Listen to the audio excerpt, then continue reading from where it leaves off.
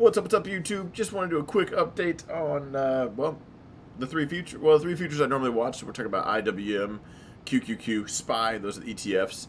I watch the futures for the Russell, the Nasdaq, and the S&P 500. So just wanted to give a quick update. I told you guys last Thursday, if Friday sells off, we're going short. Red going to be followed by more red, which we did get that. So obviously, great trade, successful trade. But today I closed some long positions. I'm more long than I am short right now. I do still have some SQQQ, but I did buy the dip a little bit this time. Now, I don't think this is the bottom. That would just be silly to actually say, I think we do push up, we make another lower high, and then we come on down for another lower low.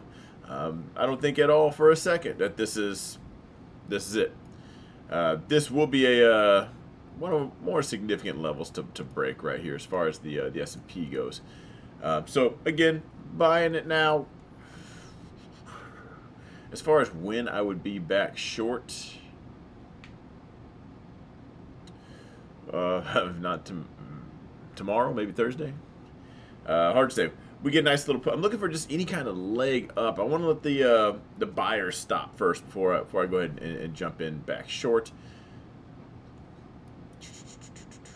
Definitely watching that zone right there for the S&P. As far as tech goes, now most of my portfolio is tech as far as my long positions. So I'm watching right up here. Now when that alert goes off, that's probably when I'm going to start shorting again. I'll lean back into SQQQ. The reason I'm keeping some SQQQ right now is because I am long. But if for something crazy were to happen overnight, we get that jolt down, I want to have some kind of padding there. Just enjoy. I want to have all my exposure to the long side. So that's why I do have some there, kind of toying with, adding on 1,000, taking off 1,000 shares. So as that pumps back up to here, 1,000 shares do get pumped back on of SQQQ. As far as the Russell goes, now this one I'm actually, the only exposure I have in this is the financials. So it's their biggest, holds the most weight inside this one. That's it. I did not add to any of the XLF today. The IWM, the Russell, I've just been kind of watching.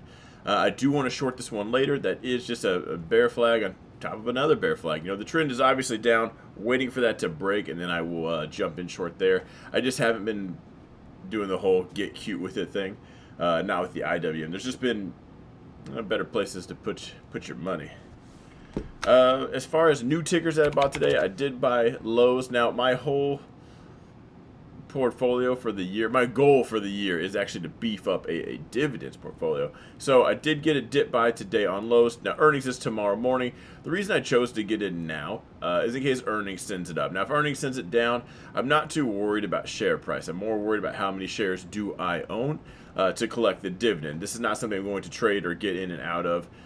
But I chose to do it now in case earnings does spike it up. I got the chunk in now, so I get the instant gain. There is more I do want to put in, but if earnings sends it down, I'll buy it right away. But if earnings sends it up, I'll probably wait. I like to just, especially for dividend stuff, I just like to grab things on a dip. I still like to get growth on top of the dividends. And by no means am I a dividend master. For most of my career, it's just been silly. The gains you make from dividends compared to what I make trading the markets, it never even made sense, But now I kind of want to have some. I don't trade with my whole, all my money. So now, back burner stuff. What can I do? How can I deploy that? Again, my opinion, I think savings accounts are just kind of silly as well. So that was the one I did. Now I did, as an example, I got a buddy told me on Facebook, told everybody on Facebook. Fun and DWAC. You just be ready. I love statuses like that. While I know exactly what he's talking about, I like to poke around and say, be ready for what? We long? We short? What are we ready for? What are we waiting on? This was a gap in crap today, but to prove a point, I did buy some shares. I did sell the $4 calls. Those are already up. I might even close those. So I might be in another big position where I'm just selling shares against this the whole time. I don't know. Funware tied with DWAC. We'll see. I know this has been mocked a lot. This is almost like a meme ticker. But right now, the premiums are a little bit higher. So, I kind of don't mind that. Other than that, it's been kind of just a day trading kind of day. I bought oil. My oil alert went off. If you guys agreed with that play last night, put my stop in the green, trailed that up. That came back down. I got right back in at the same price. So hopefully we just do that again. It's its own until, well, it holds until it doesn't. So if we're talking about that, but you'll see it here. Right, dropped down, did buy that, trailed it up, did tag out over here, got right back in.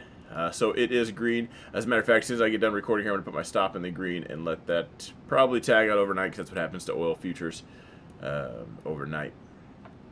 So anyway, I know I said I was going to break down the 3 markets. Got a couple extra tickers, a couple extra little nothings in there. That's just my quick little update on the market. Do I think this is the absolute bottom? No, why would you ever even say that? 2, do I think we're going to get a quick little pop-up, some kind of shorts covering, a little bit of leg up, a not war tweet? Probably. So looking to play that, speculate that at least. But if we do start to rip to the downside, I have absolutely no problem going short right now. So I still don't trust anything. Every rally I'm selling at the top, trying to at least.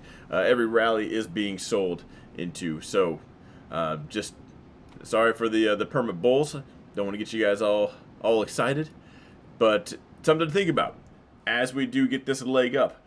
Are you actually green, or are you just less red? And what are you going to do when it turns around? Are you going to learn your lesson with a smaller price? You want to ride that thing back down again? You're going to hedge yourself?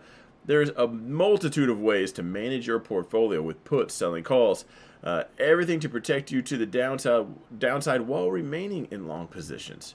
So some things to think about. When the green, for everyone that is holding something that is down, because you bought the dip, it's worked forever, but it's not working now. As it pushes up, I just lost my train of thought. Oh no. How are you going to manage your money? Shoot, I had something going on there. Manage it, you're selling off. Guess I'll do another video another time. Sorry for the weird ending. I'm going to end it here, though. I get it to my mentorship group. If you guys are all curious about all that, all the links, as usual, are in the description. It is the Teachable link. The trading suite has everything. So lifetime mentorship from now on, and all my, the whole trading suite. Options, futures, no matter what asset class, should be the one-stop shop. I'll see you guys in the next video.